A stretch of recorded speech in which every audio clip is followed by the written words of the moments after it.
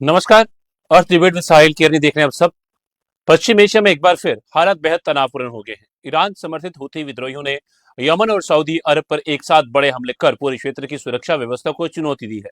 Yemen में सैन्य ठिकानों पर बैलिस्टिक मिसाइल और ड्रोन हमलों में 58 सैनिकों की मौत हुई है, जबकि सऊदी अरब के नजरान क्षेत्र में हुए हमले में 11 नागरिक घायल हुए। हमलों के बाद कई इलाकों में भीषण आग लग गई, जिससे क्षेत्र में दहशत का माहौल है। इसी बीच हॉर्मुज स्ट्रेट को लेकर अमेरिका और ईरान के बीच संभावित समझौते की चर्चाएं भी तेज हैं, जबकि समुद्री व्यापार, ऊर्जा आपूर्ति और वैश्विक तेल बाजार पर इसका असर साफ दिखाई देने लगा है। ब्रेंट क्रूड की कीमतें $82 प्रति बैरल के पार पहुंच चुकी हैं। दूसरी ओर लेबनान सीमा पर इसराइल और हिजबुल्लाह के बीच तनाव भी बना हुआ है। सवाल यह है कि क्या हूती हमले पूरे पश्चिम एशिया को एक बड़े क्षेत्रीय संघर्ष की ओर धकेल रहे हैं? क्या ईरान की रणनीति अब कई मोर्चों पर दबाव बनाने की है, और इसका असर भारत समेत दुनिया की अर्थव्यवस्था और ऊर्जा सुरक्षा पर कितना पड़ेगा? आज इसी बड़े भू राजनीतिक घटनाक्रम पर हम विशेष चर्चा करेंगे। दो खास मेहमान हमारे जुड़ चुके हैं, पर पहले हम एक रिपोर्ट दिखाएंगे आपको, फिर हम चर्चा का रुख करेंगे।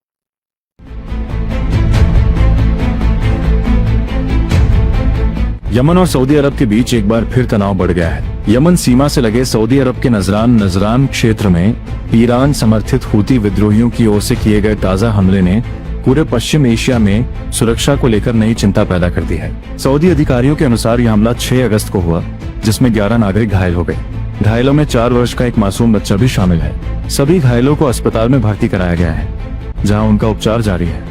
सऊदी सेना के प्रवक्ता के अनुसार हूती विद्रोहियों ने किसी सैन्य ठिकाने को नहीं, बल्कि रिहायशी इलाकों को निशाना बनाया। घायलों में 7 सऊदी नागरिक, 1 यमन का नागरिक, 2 मिस्र के नागरिक और 1 पाकिस्तानी प्रवासी शामिल है। सऊदी सरकार ने आरोप लगाया कि नागरिकों और उनकी संपत्तियों पर हमला करना अंतर्राष्ट्रीय मानवीय कानून का खुला उल्लंघन है। रियाद ने कहा कि इस प्रकार के हमले न केवल नागरिकों की सुरक्षा के लिए खतरा है, बल्कि पूरे क्षेत्र की स्थिरता को भी प्रभावित करते हैं। नजरान पर हमला ऐसे समय में हुआ जब इससे कुछ घंटे पहले ही हूती विद्रोहियों ने यमन के मारीब और हद्रमौत प्रांतों में सरकारी सेना के ठिकानों पर बड़े हमले की जिम्मेदारी ली थी। यमनी अधिकारियों के अनुसार इन हमलों में कम से कम 30 सरकारी सैनिकों की मौत हुई, जबकि 50 से अधिक जवान घायल हुए। सुरक्षा कारणों से अधिकारियों ने अपनी पहचान सार्वजनिक नहीं की, लेकिन उन्होंने पुष्टि की कि कई सैन्य ठिकानों को भारी नुकसान पहुंचा है। हूती संगठन के सैन्य प्रवक्ता ने बयान जारी कर दावा किया कि मारीब और हद्रमौत में मौजूद सैन्य शिविरों पर बैलिस्टिक मिसाइलों और ड्रोन से हमला किया गया। संगठन का कहना है कि यह कार्रवाई पूर्वी यमन में सऊदी समर्थित बलों की बढ़ती तैनाती के जवाब में की गई। हूती विद्रोहियों ने यह भी दावा किया कि हमलों में विरोधी पक्ष के बड़ी संख्या में लड़ाके मारे गए या घायल हुए तथा कई सैन्य कैंप, हथियारों के गोदाम, सैन्य वाहन और अन्य संसाधन नष्ट कर दिए गए। हालांकि इन दावों की स्वतंत्र पुष्टि नहीं हो सकी है। अपने बयान में हूती नेतृत्व ने समर्थकों से सतर्क रहने और सऊदी समर्थित बलों के खिलाफ अभियान जारी रखने की अपील की। दूसरी ओर यमन की सरकारी सेना ने केवल इतना स्वीकार किया कि उसके कई सैनिक मारे गए और घायल हुए हैं, लेकिन मृतकों की आधिकारिक संख्या जारी नहीं की। वहीं नजरान में नागरिकों पर हुए हमले को लेकर हूती संगठन की ओर से अलग से कोई आधिकारिक प्रतिक्रिया सामने नहीं आई है।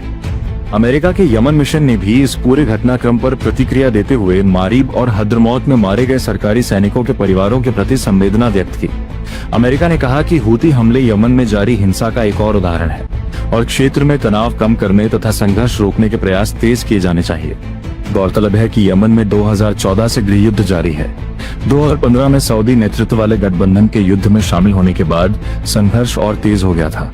हालांकि अप्रैल 2022 के युद्ध विराम के बाद बड़े सैन्य अभियान काफी हद तक कम हो गए थे, लेकिन हालिया हमलों ने संकेत दिया है कि हालात फिर से बिगड़ सकते हैं।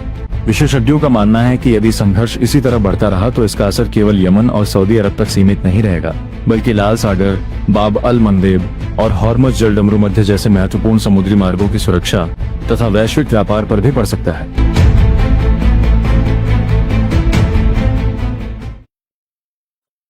चलिए अब चर्चा का रुख करते हैं। दो खास मेहमान हमारे साथ जुड़ चुके हैं और उनसे हम इस चर्चा को आगे बढ़ाएंगे और समझने की कोशिश करेंगे आपकी हालत को लेकर। मेजर डॉक्टर मोहम्मद अली शाह हमारे साथ हैं, डिफेंस एक्सपर्ट सर। धन्यवाद, शुक्रिया समय देने के लिए। क्षमा चाहूंगा सर। करोड़ी सिंह सर हमारे साथ, फॉरेन एक्सपर्ट सर। धन्यवाद, शुक्रिया समय देने के लिए। तो मैं रुख करूंगा मेजर सर का। सर, जिस तरह के हालात बने हुए हैं और ईरान समर्थित हूती विद्रोहियों ने यमन और सऊदी अरब पर एक साथ बड़े हमले कर पूरे क्षेत्र की सुरक्षा व्यवस्था को चुनौती दी है, किस तरह देखते हैं सर हमले को आप? साहिल भाई, बहुत ही अच्छा सवाल है आपका। देखिए, एक तरफ ईरान और ओमान वो बहुत ही करीब है, एक वो फाइनलाइज कर रहे हैं, एक प्रपोज फ्रेमवर्क है कमर्शियल शिपिंग का, के स्टेट ऑफ हॉर्न्स में से।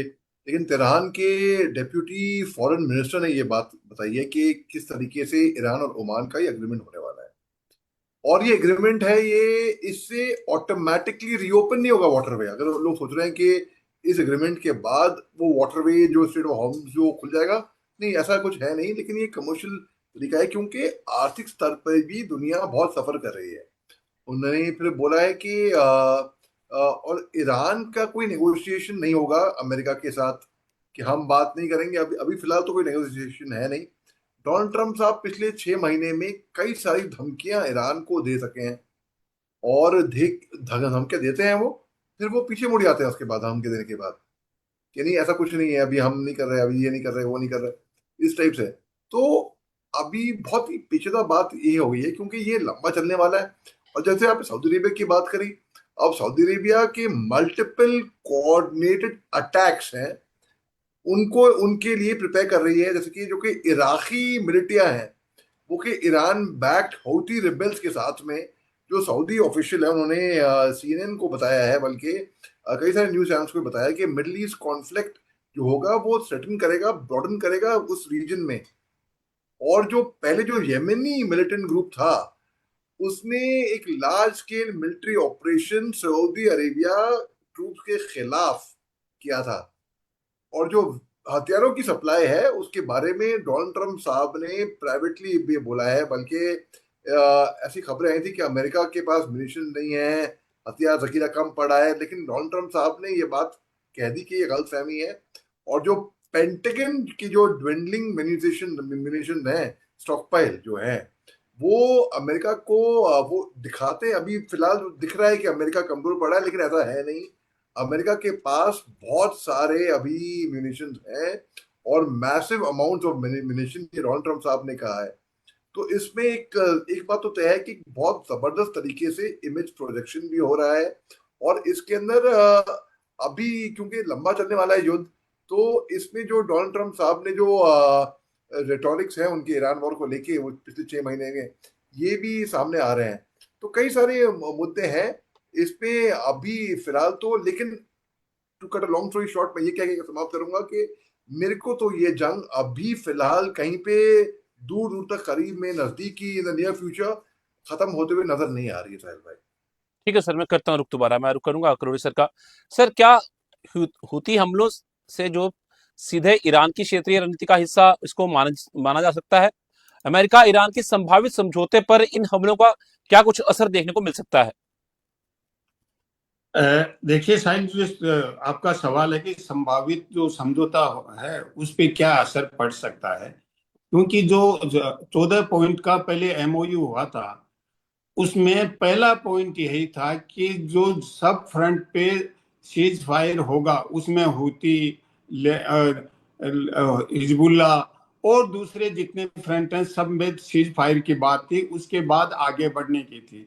वो जी। सीज फायर हुआ ही नहीं। लेबनान में 7 राउंड की बात हो गई है बातचीत, लेबनान गवर्नमेंट में और इजराइल में, लेकिन कुछ नहीं हुआ है। अब देखिए समस्या यह है कि जो इजराइल और वहां लेबनान और गजा की बात यह है कि गजा गजा में और लेबनान में इजराइल ये कह रहा है कि पहले हिजबुल्ला और हमास हैं वो सरेंडर करें, उसके बाद मैं विड्रा करूंगा जिस टेरिटरी पे कब्जा कर लिया है। और हमास और हिजबुल्ला ये कहते हैं कि पहले इजराइल विड्रा करे, इजराइल ने कब्जा कर रखा है, उसके बाद हम सरेंडर करेंगे। तो ये कौन पहले करे, ऐसी स्थिति वहां संकट है। तो वहां सीज फायर की कोई संभावना अभी नहीं लग रही है। हूती का जहां तक सवाल है, हूती निश्चित रूप से ईरान का प्रोक्सी है। लेकिन देखिए इसमें यमन में सऊदी का भी इन्वॉल्वमेंट है, क्योंकि सऊदी का पूरे वेस्ट एशिया में एक कंसिस्टेंट स्टैंड है। वो ये है कि सऊदी जो भी लेजिटिमेट गवर्नमेंट है, चाहे सोमालिया में हो, चाहे लेबनान में हो, चाहे यमन में हो, उसका वो सपोर्ट करता है। और जो भी सेसेशनिस्ट फोर्सेस हैं, विघटनकारी शक्तियां हैं, उनके वो विरोध में है। तो और इसके बेसिस पे अगर हम देखें तो सऊदी का जो स्टैंड है वो ये है कि हम यूएन के प्रिंसिपल्स हैं, यूएन के जो सिद्धांत हैं उनके तहत काम करेंगे, अंतरराष्ट्रीय कानून के तहत काम करेंगे। और इसीलिए पिछले हफ्ते एक ऐसा डिफेंस अलायंस बनाया है जिसमें उन्होंने 51 देशों को बुलाया था, 43 देशों के प्रतिनिधि आए और 14 देशों ने साइन कर दिया। तो रेड सी और हुती को लेके एक 14 देशों का अलायंस ऑलरेडी बना लिया है सऊदी ने। तो वो अलायंस रेड सी और जो बेबल मंदाब है उसको मॉनिटर करेगा, किस तरीके से करेगा ये आगे देखना है। लेकिन ये सब बातें भी मुझे बहुत सतही लगती हैं जब इजराइल, ईरान, अमेरिका, सऊदी, हुती ये सब देखें तो जो बेसिक चीज है वो कोई दूसरे इंटरेस्ट हैं। सामान्यतः हम ये कहते हैं कि अमेरिका का मिलिट्री इंडस्ट्रियल कॉम्प्लेक्स है वो दुनिया में कॉन्फ्लिक्ट क्रिएट करता है जिससे उनके हथियार बिके और अमेरिका का प्रभाव बढ़े। लेकिन ईरान वाली इस सिचुएशन में ईरान अमेरिका वालों में एक नई चीज सामने आई है, वो ये है कि जो तेल वाली ऑयल कंपनीज हैं उनका जो प्रॉफिट है वो पिछले साल की तुलना में बिलियंस डॉलर बढ़ा है। तो उन कंपनीज का इंटरेस्ट हो गया कि अगर ये कॉन्फ्लिक्ट रहता है तो उनका प्रॉफिट बढ़ेगा, जिसको हम आपदा में अवसर कहते हैं। तो वो कंपनीज हैं, जैसे दिखावे में तो वो ये कहते हैं कि हमारे जहाज को रोक लिया है, जहाज पे अटैक कर दिया है, लेकिन उनको जो बेनिफिट हो रहा है, प्रॉफिट उनका बढ़ रहा है, तो उनका इनहेरेंट इंटरेस्ट है। अल्टीमेट जो सफरर है दुनिया के अलग अलग देशों में कंज्यूमर हो रहा है, कंज्यूमर को उसकी प्राइस पे करनी पड़ रही है। तो जो कंपनीज का इंटरेस्ट डेवलप हो गया है वो कभी नहीं चाहेंगी कि कॉन्फ्लिक्ट, इसमें कोई समझौता हो और कॉन्फ्लिक्ट खत्म हो जाए, क्योंकि जिसको प्रॉफिट होता है, मार्केट में प्रॉफिट सबसे बड़ा इंडिकेटर है किसी चीज का।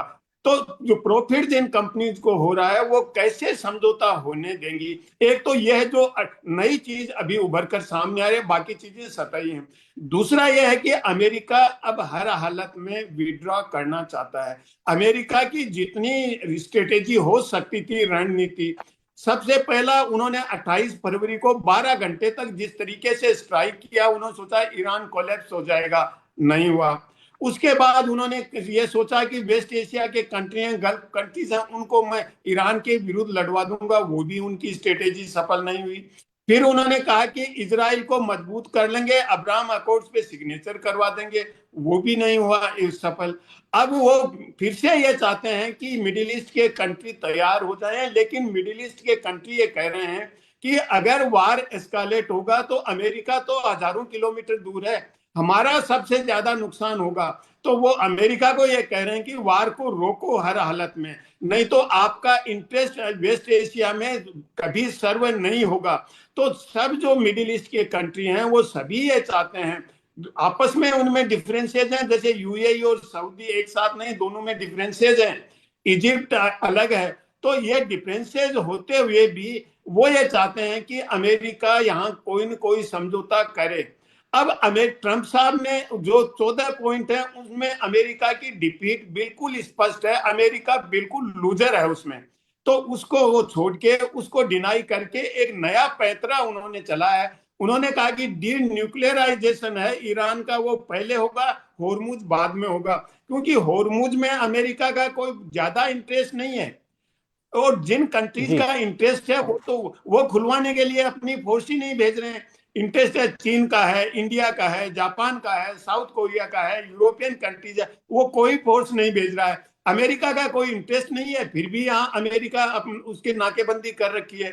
तो ये जो है स्थिति है, इसमें ईरान किसी भी हालत में सरेंडर नहीं करेगा। ईरान के विरुद्ध जो नैरेटिव चले कि यहाँ तो इस्लामिक फंडामेंटलिज्म है, देखिए अगर हम ईरान के पूरी राजनीतिक व्यवस्था को देखें, साहिल मुझे आधा मिनट देंगे, तो वहां के कॉन्स्टिट्यूशन में आर्टिकल 13 में स्पष्ट रूप से कहा है कि केवल इस्लाम नहीं है, क्रिश्चियनिटी है, ज्यूज हैं, जोरास्ट्रियन है, सबको कॉन्स्टिट्यूशनली रिकॉग्नाइज्ड है। इसी तरह से लिंग्विस्टिक और एथनिक ग्रुप हैं, वो उन सबको रिकॉग्नाइज कर रखा है उन्होंने, जो अलग अलग हैं, बलूच हैं, कुर्द हैं, सबको कॉन्स्टिट्यूशन की आर्टिकल 15 में रिकॉग्नाइज कर रखा है। और केवल रिकॉग्नाइज नहीं कर रखा है, उनको रिप्रेजेंटेशन के लिए कॉन्स्टिट्यूशन की आर्टिकल 65 में रिप्रेजेंटेशन है, उनके प्रतिनिधि अगर इलेक्ट नहीं होते हैं तो अलग से उनका इलेक्शन होता है, जो बहुत ज्यादा रिप्रेजेंट, जैसे वहां जूज 10,000 हैं और 10,000 पे एक प्रतिनिधि है, जबकि जो ओरिजिनल ईरानियन हैं, जो इस्लाम वाले हैं, उन पे 3 लाख पे एक प्रतिनिधि होता है पार्लियामेंट में, 10,000 पे एक प्रतिनिधि आ रहा है उनका। तो ऐसी स्थिति में यह कहना कि वहां केवल इस्लामिक फंडामेंटलिज्म है, डेमोक्रेटिक प्रिंसिपल्स नहीं है, और इसीलिए ईरान मजबूत है। अगर इस्लामिक फंडामेंटलिज्म होता, ईरान कोलैप्स हो गया होता, क्योंकि वहां जो डेमोक्रेटिक सिस्टम है वो पूरी तरह से ऑपरेशनल है। लेकिन खुमैनी को जो पोजीशन दे रखी है वो सुप्रीम पोजीशन है रिलीजियस और पॉलिटिकल हेड के रूप में, तो वो उस डायरेक्ट इतना गवर्नेंस नहीं करता, डे टू डे की गवर्नेंस है वो पूरी डेमोक्रेटिक तरीके से होती है, और जी इसीलिए ईरान मजबूत है, ईरान कोलैप्स नहीं होगा। जी साहिब। ठीक है सर, मैं आता हूँ दोबारा से आपके पास। मैं Mrs doctor Mohammad Ali Shah sir का रुकना चाहूंगा। सर, हूती विद्रोहियों की मिसाइल और ड्रोन क्षमता कितनी मजबूत जो है वो इस वक्त आपको लगती है, और क्या सऊदी एयर डिफेंस इस हमले को रोकने में पूरी तरह सफल नहीं था, और बैलिस्टिक मिसाइल और ड्रोन का संयुक्त हमला कितना खतरनाक माना जा सकता है? जी, बहुत ही अच्छा सवाल किया है आपने। देखिए, नॉर्मली जो हुती हैं वो यमन बेस्ड हैं, ठीक है, लेकिन यहाँ पर Iraqi militia along with Iran backed Houthi, ये देखिए काफी भारी पड़ तो रहे हैं वैसे।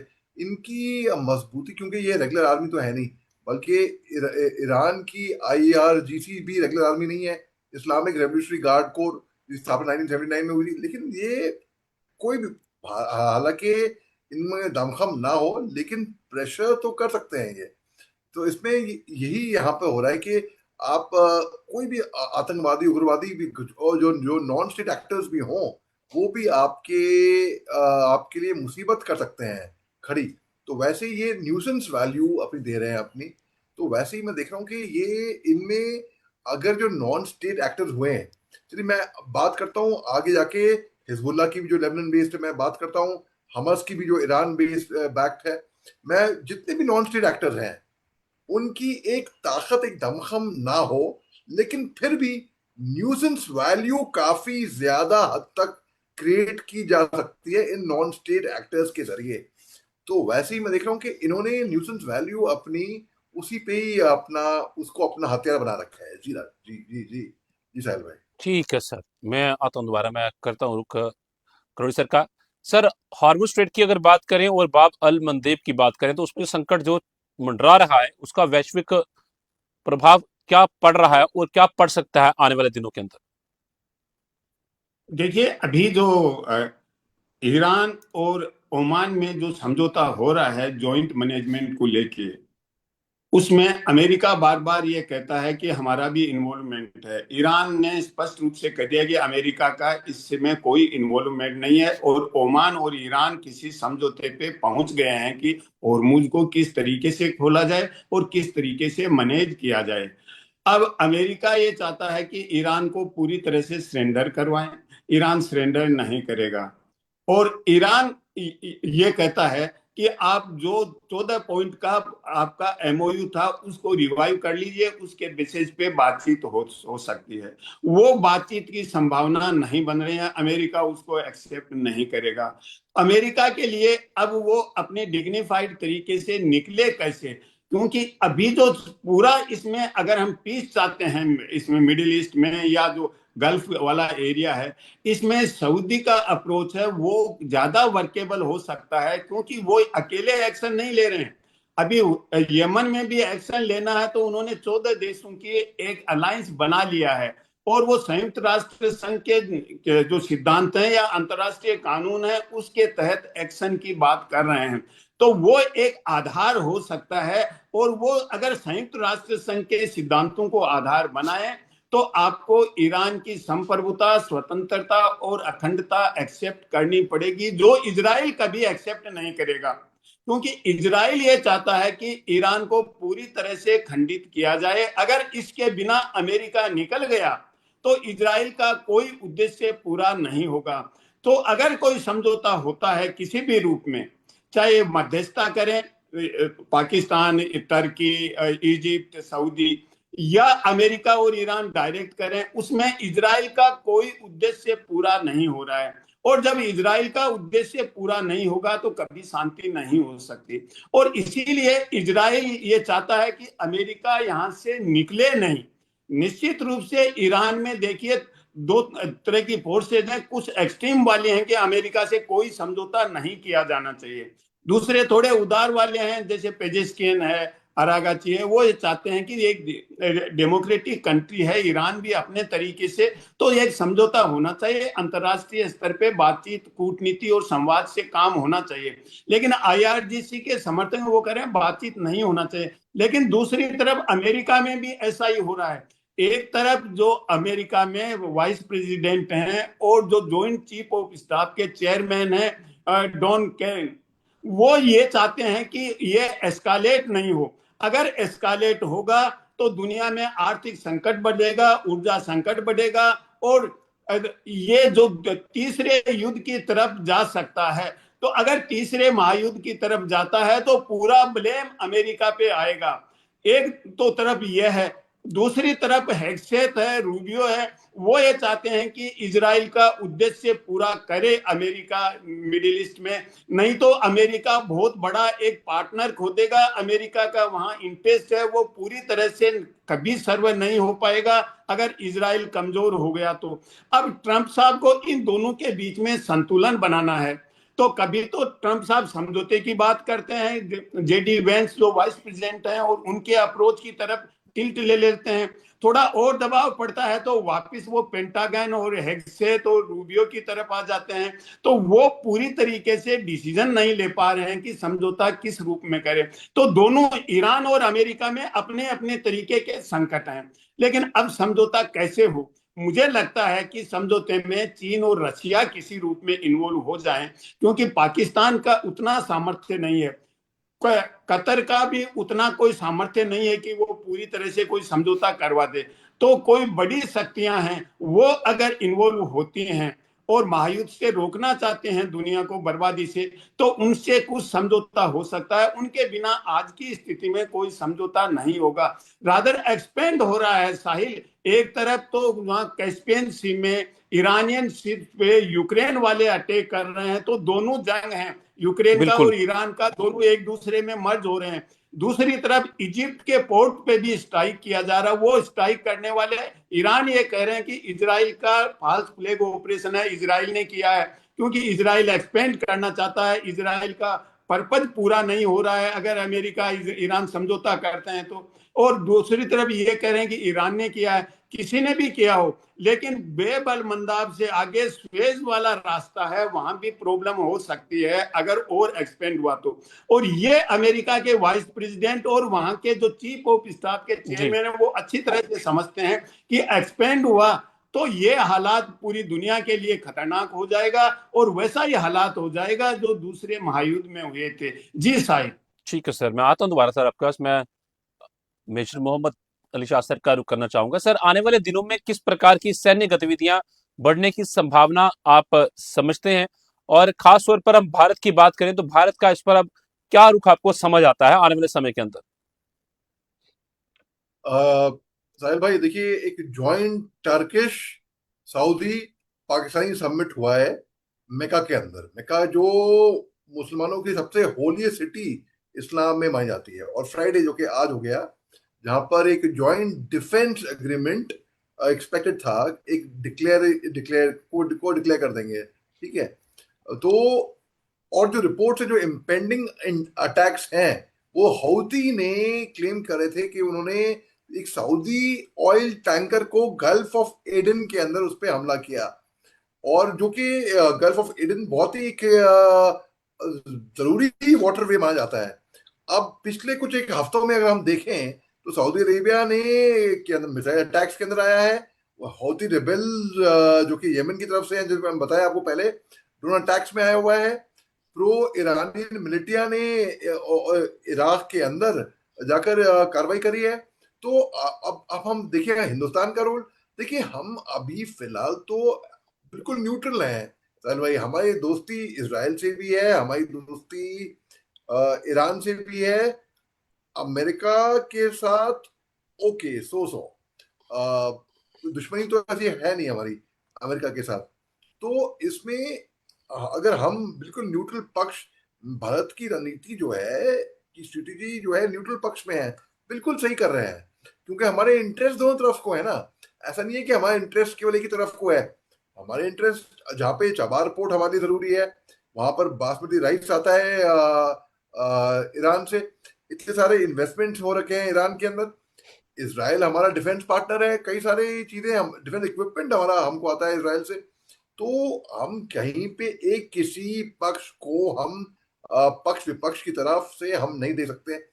हिंदुस्तान का स्तर हमेशा न्यूट्रल रहना चाहिए ऐसी चीज के अंदर। रूस और यूक्रेन की जंग देखी है हमने। जी। रूस और यूक्रेन की जंग जो इतने सालों से चल रही है, उसके अंदर भी हिंदुस्तान का पक्ष, हालांकि रूस हमारा बहुत ही अच्छा ट्राइड एंड टेस्टेड दोस्त है हमारा, 75 साल से ज्यादा बल्कि। तो जब हम देख रहे हैं कि वहां पर भी हमने कोई ऐसा कोई स्टैंड नहीं लिया, यहाँ पर भी बहुत लोग कहते हैं कि हिंदुस्तान को सामने आकर एक स्टैंड लेना चाहिए। बिल्कुल, क्यों ले भाई, क्यों ले, क्यों अपने लिए मुसीबत पे और करे करे। हिंदुस्तान ने बना के रखी हुई है दोनों दोनों मुल्कों से, ठीक है, बना के रखे, बस खामोश होके बस देखिए। अभी आई होप ये जंग जल्दी रुक जाए, क्योंकि डोनाल्ड ट्रंप साहब ने अभी 2-1 महीने पहले ऐलान किया था, चीख चीख के कहा था कि जो जंग खत्म हो गई है। उसी टाइम मैंने कह दिया था कि डोनाल्ड ट्रंप साहब का भरोसा नहीं है कुछ भी। इतने नंबर की तो, एक नंबर के तो छठे झूठे हैं। अपने पिछले टेन्योर में, कार्यकाल में इतने इतने बार झूठ बोला है, बार बार झूठ बोल कर मुकर जाते हैं वो।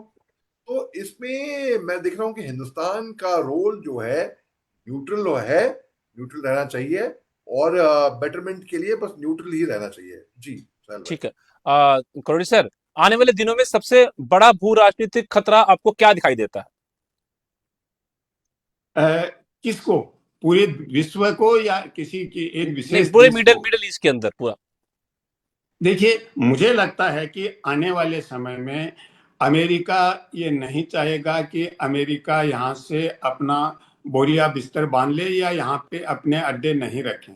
लेकिन जो गल्फ के कंट्री हैं वो चाहेंगे कि अमेरिका पे अगर एक्सक्लूसिव डिपेंडेंस होगी, वो इनकी सुरक्षा के लिए, इनकी प्रतिरक्षा के लिए खतरा हो सकता है। और जब सुरक्षा को खतरा होगा तो निश्चित रूप से इनके विकास को भी खतरा होगा। अब मुझे लगता है कि अमेरिका या दूसरे सुपर पावर से हटके मिडिल ईस्ट के कंट्री एक सऊदी लेड कोई, जिसको डिफेंस की बात कर रहे हैं, डिफेंस एग्रीमेंट की बात कर रहे हैं, अभी साहब ने कहा भी, तो उस तरह का सऊदी एक मिडिल रेंज पावर के रूप में एमर्ज हो रहा है। सऊदी है वो इस क्षेत्र का एक केंद्र बिंदु है, औरों की तुलना में बड़ा भी है। सऊदी का जो ग्रोथ है वो third largest fastest growing economy है सऊदी की। तो मुझे लगता है कि सऊदी केंद्रित कोई सिक्योरिटी आर्किटेक्चर होगी, और उसमें जो बड़े पावर हैं, चाहे रशिया हो, चाइना हो, अमेरिका हो, इनको दूर रखने का प्रयास किया जाएगा। और मुझे लगता है कि उसी दिशा में ये जो मिडिल ईस्ट के कंट्री हैं अभी काम कर रहे हैं। लेकिन इजराइल और अमेरिका क्या ये करने देंगे, ये चिंता की बात है। और अगर ऐसा जो आर्किटेक्चर होता है सिक्योरिटी और डेवलपमेंट आर्किटेक्चर, उसको ये नहीं बनने देंगे तो टेंशन बने रहेंगे, कोई इलाज नहीं है। क्योंकि सऊदी है वो केंद्र बिंदु है, शक्ति की दृष्टि से, प्रभाव की दृष्टि से, विस्तार की दृष्टि से। तो सऊदी केंद्रित हो या सऊदी लेड कोई आर्किटेक्चर हो, वो यहाँ स्टेबिलिटी और पीस को इंश्योर कर सकता है। बाहर का हस्तक्षेप रहेगा तो कभी इस क्षेत्र में शांति नहीं हो सकती। तो मुझे लगता है कि बड़े कंट्री हैं उनको दूर रखने का प्रयास ये कंट्री मिलके करेंगे। लेकिन वहां समस्या थी, यूएई और सऊदी में बहुत ज्यादा डिफरेंसेज हो गए हैं, क्योंकि अलग अलग देशों में, देखिए सोमालिया में सऊदी और यूएई प्रैक्टिकली आमने सामने है।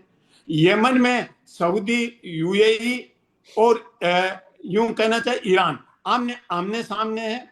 और इसी तरह का लेबनान की स्थिति है, सऊदी और यूएई आमने सामने है। तो इनके आंतरिक अगर सहमति बन जाती है तो उस सहमति में मुझे लगता है कि ज्यादा शांति हो सकती है, स्थायित्व हो सकता है। और बाहर का अगर इंटरफेरेंस रहेगा, किसी भी ग्रेट पावर का हो, तो कभी शांत नहीं हो सकता। और बिना पैलेस्टीनियन प्रॉब्लम को एड्रेस किए हुए ये सॉल्यूशन भी नहीं होगा। और इसीलिए ट्रंप साहब अब तैयारी कर रहे हैं कि जो बोर्ड ऑफ पीस है गजा में शांति के लिए, उसको और ज्यादा एक्टिवेट किया जाए। और लेबनान में जो सीज फायर है, लेबनानीज गवर्नमेंट और इजराइल, उसको पूरी तरीके से इंप्लीमेंट किया जाए और उसमें हिजबुल्लाह को साथ लिया जाए। और जी इसीलिए 7वें राउंड की बातचीत भी हो गई है ये लेबनान और इजराइल में। तो मुझे लगता है कि अल्टीमेटली ट्रंप साहब ये समझ गए हैं कि ईरान अमेरिका ही समस्या नहीं है, इस रीजन की ओवरऑल समस्या है। और इसको एक इंटीग्रेटेड तरीके से, इंक्लूसिव तरीके से एड्रेस करेंगे, तभी शांति हो सकती है, नहीं तो शांति नहीं होगी। जी साहिल। ठीक है सर, काफी अहम बातें की आप दोनों ने। Major doctor Mohammad Ali Shah sir, धन्यवाद आपका, शुक्रिया समय देने के लिए। और प्रोड्यूसर आपका धन्यवाद, शुक्रिया समय देने के लिए। तो पश्चिम एशिया का ये संकट अब केवल यमन, सऊदी अरब, ईरान या इजराइल तक सीमित नहीं रह गया। इसका सीधा असर वैश्विक ऊर्जा आपूर्ति, समुद्री व्यापार, तेल की कीमतों और अंतर्राष्ट्रीय सुरक्षा पर पड़ सकता है। ऐसे समय में कूटनीति, सैन्य रणनीति और वैश्विक सहयोग तीनों की परीक्षा हो रही है। क्या बातचीत तनाव कम करेगी या संघर्ष और व्यापक होगा, इस पर पूरी दुनिया की नजर बनी हुई है। फिलहाल हमें अनुमति दीजिए। अर्थ डिबेट विद साहिल के में इतना ही। द अर्थ न्यूज पे खबरों में सिलसिला यूं चलता रहेगा। नमस्कार।